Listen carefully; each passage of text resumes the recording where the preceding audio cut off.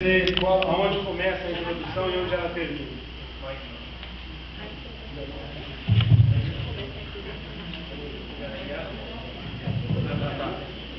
Where's the introduction? Onde está a introdução? From 1 to 4. 1 to 3, 4. Okay, 1 to 3, 1 to 4. 1 to 9. Who thinks it's 1 to 3? Quantos acham que é de 1 a 3? Who thinks it's 1 to 4? E de 1 a 4, quem acha? Who thinks it's 1 to 9? Quantos acham que é de 1 a 9? I think it's probably 1 to 4. Eu acho que provavelmente de 1 a 4. Because in the introduction to a New Testament letter, porque a introdução de uma carta do Novo Testamento, the author identifies himself, o autor identifica a si mesmo, and he identifies who he's writing to, e ele identifica a quem ele está escrevendo, and then he usually gives a grace wish. e aí ele dá também uma palavra de graça. Grace and peace to you, something like that. Usa a bênção apostólica. So that's what you want to look for. That will signal the beginning and ending of an introduction. Isso aí vai mostrar o início e o final de uma introdução. What about the conclusion to Titus? Where does the conclusion start? Aonde que a conclusão começa? How about this? Where does the conclusion of Titus end? E aonde a conclusão termina? That was the easiest one. Where does the conclusion end? Aonde começa, onde termina? At the end of the book. Okay. 16. My Bible doesn't have 16 verses. Is yours? Não tem 16 versículos? Tem. 15. Okay. So the conclusion ends with the. Não tem 16 versículos. Na sua tem? Okay. That's where the conclusion ends. It ends with the letter. Where does the conclusion to Titus begin? Então é claro, termina quando a carta termina. Termina quando a carta termina. Mas aonde começa a conclusão?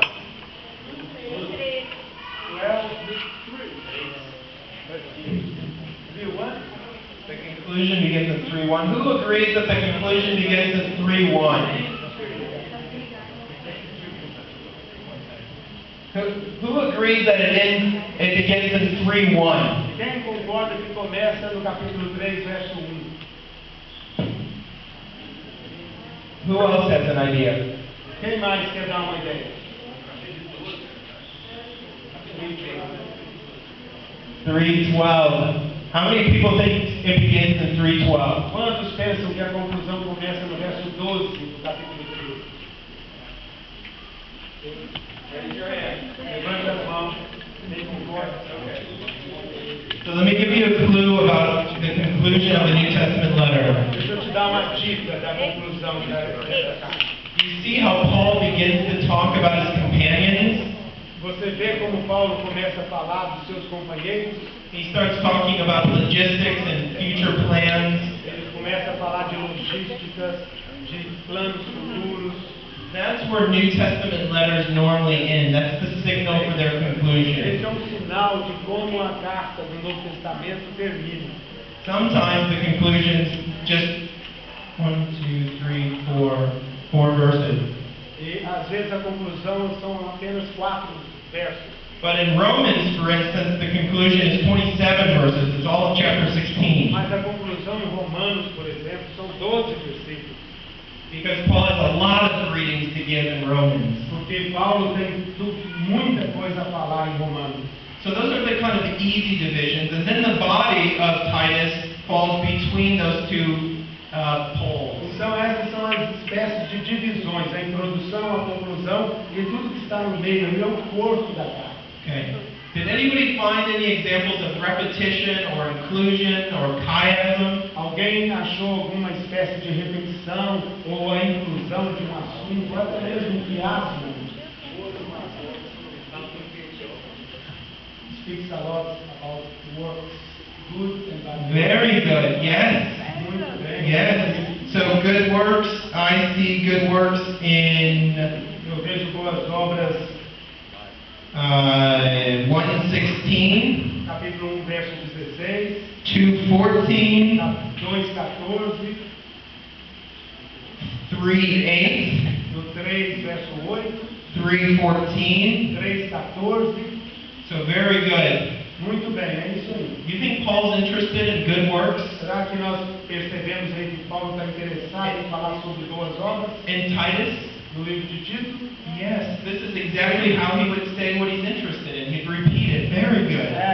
Aí está a maneira que ele fala que ele está interessado nesse assunto. Ele repete o assunto. Anyone else find any repetition in Titus? Alguém encontrou outro tipo de repetição em Tito?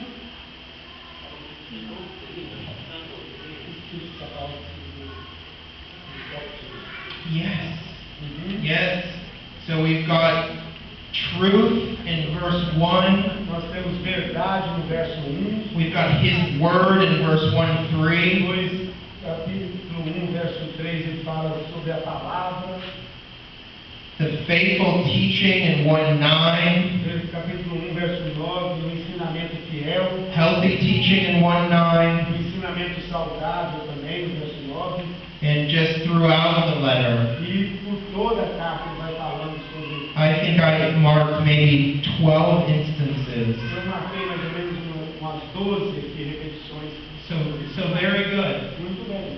So this is an easy way when you're beginning to look at a New Testament letter Então, essa é uma maneira fácil quando você começa a ler uma carta do Novo Testamento. just make little notes, look for repetition, look for Coloca repeated o papel do words. lado, vai escrevendo as repetições, as palavras, os assuntos que vão se repetindo. And that'll take you a long way to understanding what the letters are É about. claro que isso aí vai levar tempo para você entender realmente o que a carta quer dizer. And understanding the different parts of a New Testament letter E entender as partes diferentes do Novo da carta. will help you decide on your preaching text. Vai também ajudar você a decidir em que parte dela você vai pregar. It'll help you divide up the text Vai ajudar até você dividir o texto. into preaching units. E até em pregações em série. Unless you intend to preach on Titus as an entire letter on a Sunday. A menos que você queira pregar a carta de Tito todinha no domingo. Which is awfully difficult to do. É muito difícil fazer isso.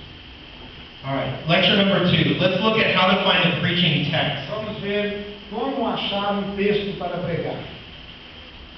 This gets into the heart of what I want to talk about today. Isso é mais ou menos o centro do que eu quero falar hoje.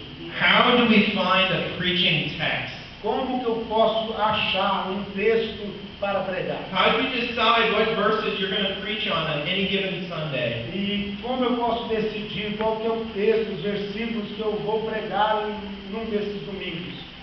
So I want to do two things.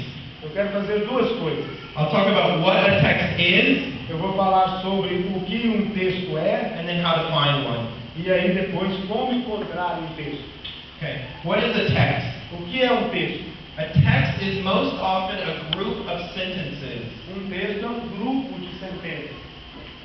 A text is bigger than a word.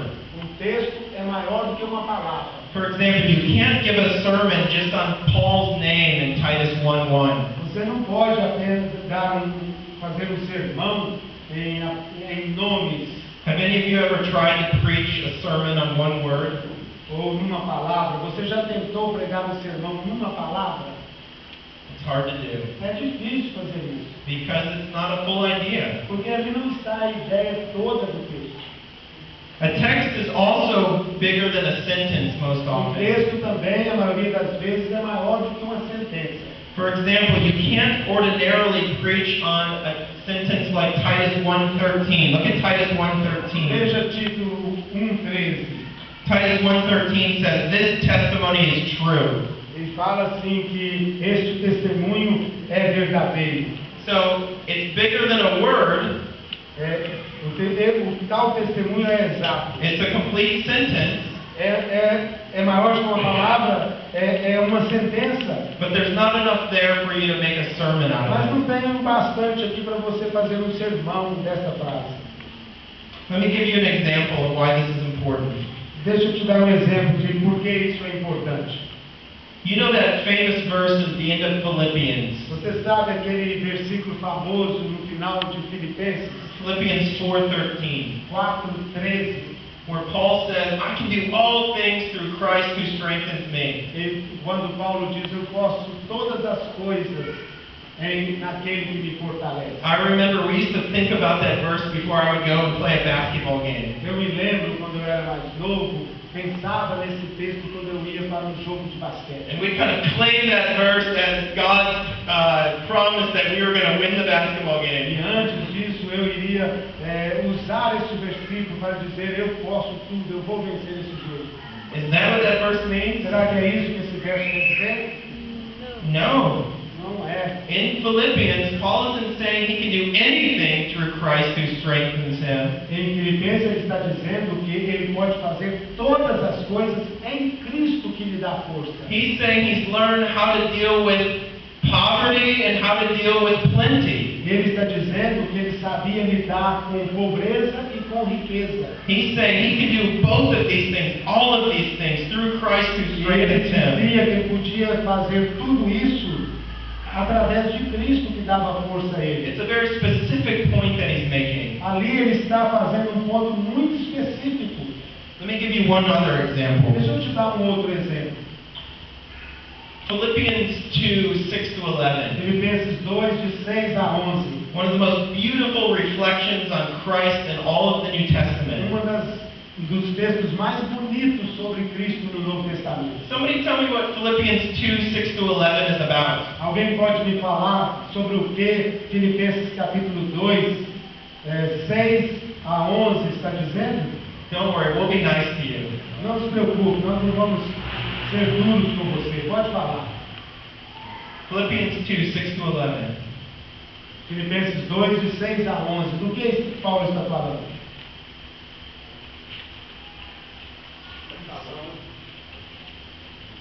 Submission. Submission, good, good.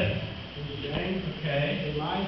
Versículo 5 fala para a gente ter o mesmo sentimento que houve no cristianismo. Ele começa a falar que Verse that comes before, verse 5 says that we have to have the same attitude that we Yes, yes. É isso mesmo. So Philippians 2:6-11 isn't meant to be preached by itself. Então a gente entende que Filipenses capítulo 2, de 6 a 11, ele não foi escrito para nós pregarmos ali sobre esse texto, It's part of a larger argument. porque é parte de um argumento ainda maior. Paul is calling these bickering Philippians to get along. Paulo está chamando esses filipenses para andar no caminho correto, de forma correta. And he says in Philippians 2:5, let me give you an example of someone's attitude that you should follow. E no capítulo 2, verso 5, é como se Paulo estivesse dizendo assim, deixa eu dar um exemplo para vocês da atitude correta que vocês precisam ter. And he gives the example of Jesus E aí ele dá o exemplo de Jesus, submitting his will to the Father. submetendo a sua vontade ao Pai. So we must pay attention to context. Então nós temos que ter atenção ao contexto. So a text is bigger than a word, it's often bigger than a sentence. Então um texto é maior que uma palavra e quase sempre é maior do que uma sentença. And the key is paying attention to the surrounding context. E a chave de tudo é ter atenção com o contexto que está ao redor do texto. Now these groups of sentences can come in various sizes. Então esse grupo de sentenças ele pode vir em vários tamanhos. Let's take 1 Corinthians as an example. Vamos pegar 1 Coríntios como exemplo. You could preach one message on the entire book of 1 Corinthians. Você pode pregar uma mensagem só, no livro inteiro de 1 Coríntios. Because Paul is making one sustained argument throughout Porque Corinthians. Paulo está usando um argumento só em toda a carta de 1 Coríntios. So that could be your preaching text for a Sunday. Então, aquilo pode ser o seu texto para pregar no domingo. But your scripture reading for that day would be quite long. Mas eu acho que ler a carta toda diante da igreja vai ser um pouco longo. Or you could preach several chapters of Corinthians as your preaching text. Mas você também pode pregar vários capítulos de Coríntios como um texto de pregação. For example, Por exemplo, Paul says in 7:1, no capítulo 7, verso 1, Paulo diz, in 7:25, no 7:25, in 8:1, e no capítulo 8, verso 1, and in 12:1, e no capítulo 12, verso 1, he begins by saying, "Now concerning the things you wrote about." e ele fala assim, agora, a respeito das coisas que você ouviu. So in those chapters of Corinthians, Paul is talking about one sustained idea. Então, em todos esses capítulos de 1 Coríntios, Paulo está falando sobre uma verdade só que ele vai sustentando por toda a carta. And you could use that phrase as your explanation for why you group those chapters all together. E você pode, então, usar uma frase e agrupar todos esses textos juntos. Another example of multiple chapters would be this. Outro exemplo de textos múltiplos seria esse. In Revelation, beginning in chapter 6 Apocalipse 6, começando no 6, and concluding in chapter 19, e concluindo no verso 19, capítulo 19, it's one sustained description of coming judgment. é uma verdade sustentada ali sobre o julgamento vindouro. You got seals, trumpets, and bowls. Selos, trombetas e fogo. So that gives a coherence to those chapters. Isso dá uma coerência para com esses So capítulos. you could preach all of those judgments as one sermon. Você pode pregar todos esses julgamentos como um sermão só. But you could make a smaller preaching Mas text. você também pode escolher um texto menor. Back to 1 Corinthians. 1 Coríntios. You could preach a sermon on 1 Corinthians chapter 7. Você pode pregar em 1 Coríntios capítulo 7. Because the entire chapter deals with Christian marriage. Porque o capítulo todo fala sobre o casamento cristão. So not only could you preach an entire sermon on all of Corinthians, Então você não apenas pode pregar em um sermão de toda a carta, or on a group of chapters like chapters 7 through 14, ou um grupo de capítulos do 7 ao 13, por exemplo, but you could preach a sermon on chapter 7 itself. mas você também pode pregar um sermão no capítulo 7. Or you could get even smaller. Ou você pode ir ainda menor. You could preach on 1 Corinthians 7, 1 to 7. Você pode pregar em 1 Coríntios 7, de 1 a 7. Because in that paragraph, Paul talks about sexuality within marriage. E porque naquele grupo de textos, Paulo está falando sobre a sexualidade no casamento. So it's one preaching unit. E ali é uma unidade de pregação. It's got logical coherence. Ali há uma coerência lógica. You could even get smaller. Você pode ainda pregar em pouquíssimos textos. You could preach a sermon on one sentence. Você pode pregar um sermão numa sentença. Even though I said earlier you probably shouldn't do that often. Mesmo que eu tenha dito isso mais cedo, que você não deve fazer isso sempre, pregar apenas em poucas palavras, You could preach a sermon on 1 Corinthians 7, 7, você pode pregar em 1 Coríntios capítulo 7, verso 7, where Paul talks about marital status and unmarried status as a gift. quando Paulo fala sobre o status de um casado ou o status de alguém não casado, e ele falando que isso aí é um dom. So the key is to identify logical coherence. Então a chave é encontrar uma coerência lógica. Look for the author to talk about a topic or a subject, and look for the changes in subject within an letter. Veja o que o autor está falando, o assunto que ele está falando, e veja quando ele muda de assunto. Does that make sense? Isso aí faz sentido para você? You're looking for shifts.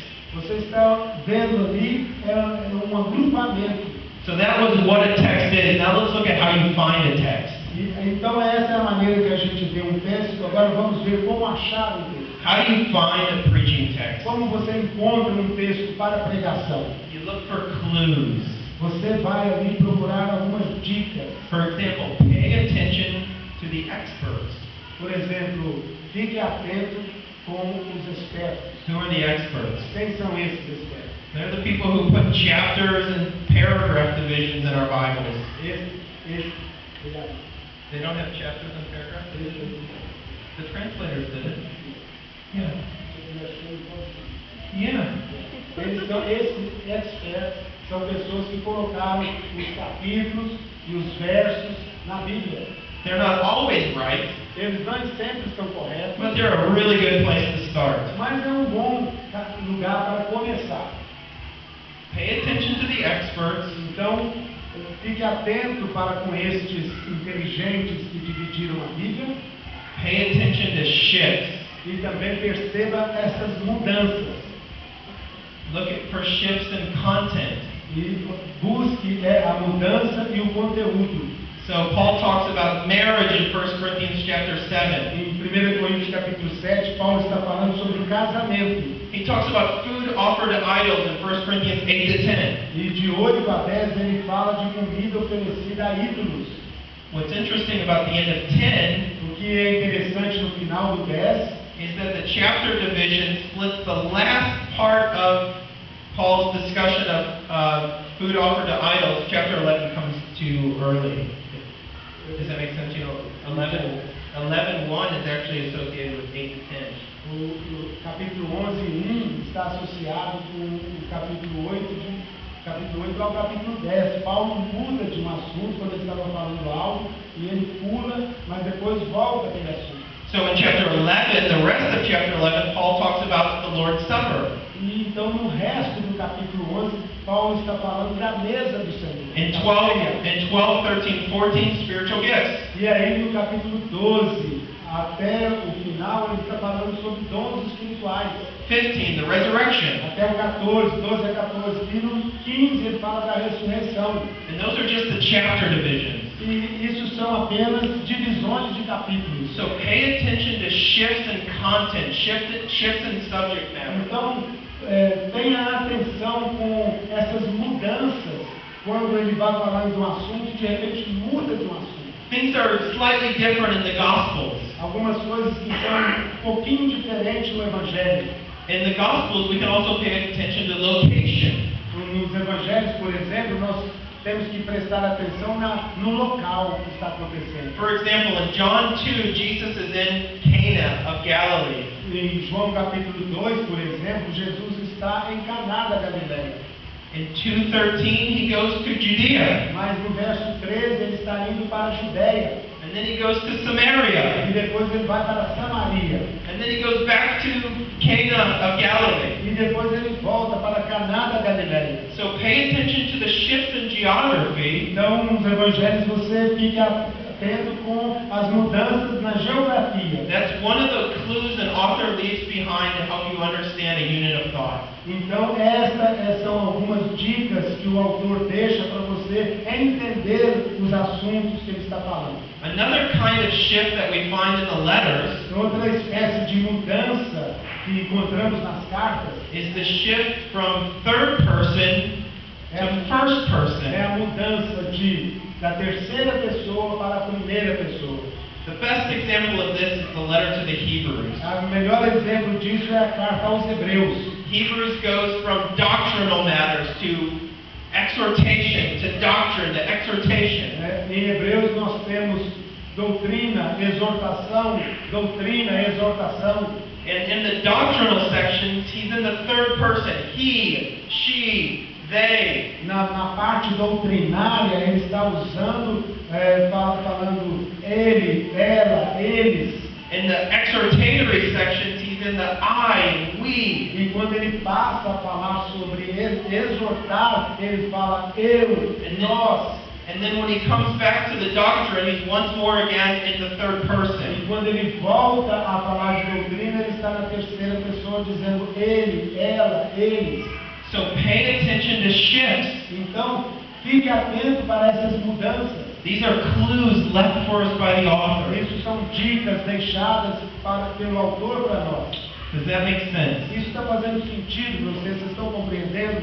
Okay, another thing I want to say is pay attention to size. Outra coisa que eu quero que vocês façam é fique atento para o tamanho. Let me make a couple of notes here. Deixa eu falar algumas coisas aqui. Think about the length of the series that you want to have in your church. Pense a respeito do tamanho da série de sermões que você quer pregar na sua igreja. How long, for example, do you want to be preaching through Romans?